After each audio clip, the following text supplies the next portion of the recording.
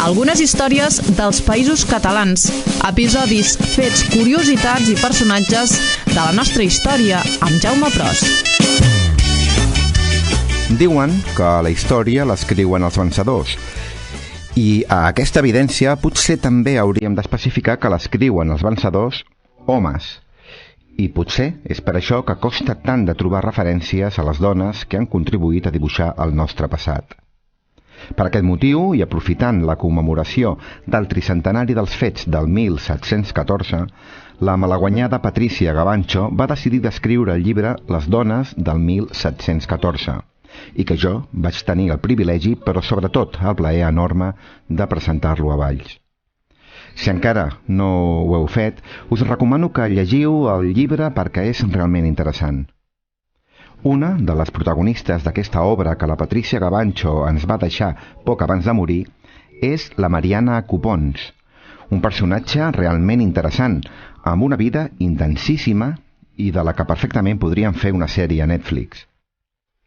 La Guerra de Successió, com totes les guerres que hi ha hagut a la història, també va tenir els seus espies, i, igual que els borbònics, els catalans austriacistes també en tenien els seus. I la Mariana Copons fou, segons la qualifiquen alguns historiadors, la nostra Mata Hari particular del segle XVIII. La protagonista del programa d'avui, tot i haver nascut, pel que sembla, a Barcelona, va estar molt vinculada a Alella. Parlem d'una dona d'alta societat, de noble nissaga i vinculada des de diferents branques familiars amb la causa austriacista.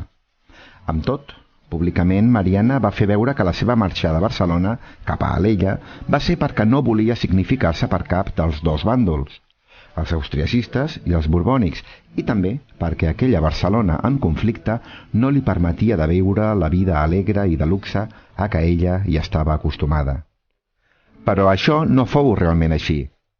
Mariana de Copons jugava un paper molt important com a defensora de la causa catalana en aquella època tan convulsa, i va fer servir totes les eines i armes al seu abast, des dels codis xifrats fins als seus encants personals per ensarronar els enemics, aconseguir informació i col·laborar amb la causa catalana. Encara avui recordem l'episodi més cèlebre de la seva trajectòria com a espia, un episodi que, tot i poder semblar fins a cert punt un pèl frívol, a la pràctica va permetre de salvar centenars de vides dels combatents catalans. Al gener del 1714, la Junta Secreta, òrgan creat pel comandant en cap Antonio de Villarroel un any abans, va encarregar al coronel Lleonard que fes arribar l'ordre per escrit a les autoritats austriacistes de Mataró de preparar-se per col·laborar des de dins de la vila, que era controlada pels borbònics, per l'assalt de la ciutat que es produiria de manera imminent. Per aconseguir això, Lleonard explica el pla. Uns 400 miquelets entrarien a la ciutat de Mataró per un passadís subterrani per atacar les tropes borbòniques que allà hi eren establertes. L'assalt s'havia de fer la nit del 25 al 26 de gener.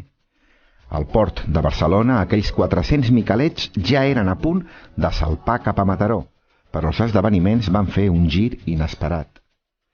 I és que aquell mateix dia per la tarda, Mariana Copons s'havia citat amb el baró Lequerchois per berenar plegats. I fou aleshores que el baró filipista, amb les defenses baixes davant la bellesa i la simpatia de l'espia catalana, va rebre la visita urgent d'un soldat que va interrompre el berenar. El baró, que era comandant de les tropes borbòniques d'Alella, va llegir el comunicat discretament. Els espies filipistes, perquè els borbons, com ja hem dit abans, també en tenien d'espies, havien descobert el desembarcament dels miquelets aquella mateixa nit al Masnou. Lequerchois es va incorporar i, tot excusant-se amb aquella dona que el tenia boig, li va dir que havia de marxar per un tema molt urgent. Mariana es va fer la dolguda i va insistir al baró que s'hi quedés una mica més. Tant va insistir l'espia que al final Lequerchois va optar per ensenyar-li l'ordre del duc de Popoli que li havien acabat de lliurar, perquè ella veiés amb els seus propis ulls com n'era d'urgent la seva marxa. Era impossible que s'hi pogués quedar a acabar el berenar perquè havia d'anar a organitzar la defensa de Mataró tot preparant l'emboscada als miquelets catalans. Tan aviat marxà Lequerchois La Mariana Copons va sortir que ajudeu-me a avisar al coronel Lleonard. Lleonard va agafar un vaixell i va anar cap a Barcelona, arribant tot just a temps per poder evitar la sortida dels Miquelets cap a Mataró. Així doncs, els plans es van canviar i el dia 30 de gener, i no pas la nit del 25 al 26, les tropes austriacistes van desembarcar en un altre punt, entre Canet de Mar i Arenys de Mar. I així fou com aquella operació, fruit de les habilitats com a espia de la Mariana Copons, va salvar la vida d'aquells miquelets, però també va servir per a que aquests poguessin tornar a Barcelona amb un carregament de subministres i queviures en un moment en què la ciutat patia de valent els estralls de la guerra. Aquesta, que hem explicat, no va ser pas l'única acció d'espionatge de la nostra agent secreta, tot i que sí que és la més coneguda, ja que va ser explicada pels seus propis contemporanis.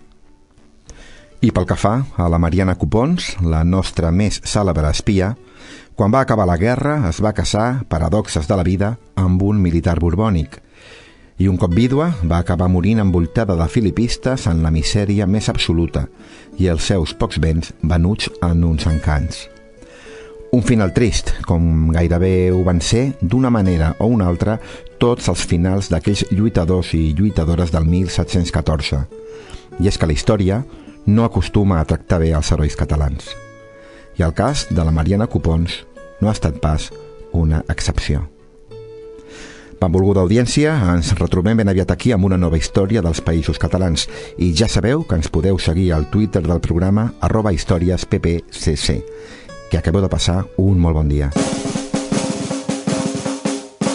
Algunes històries dels Països Catalans, episodis, fets, curiositats i personatges de la nostra història amb Jaume Pros.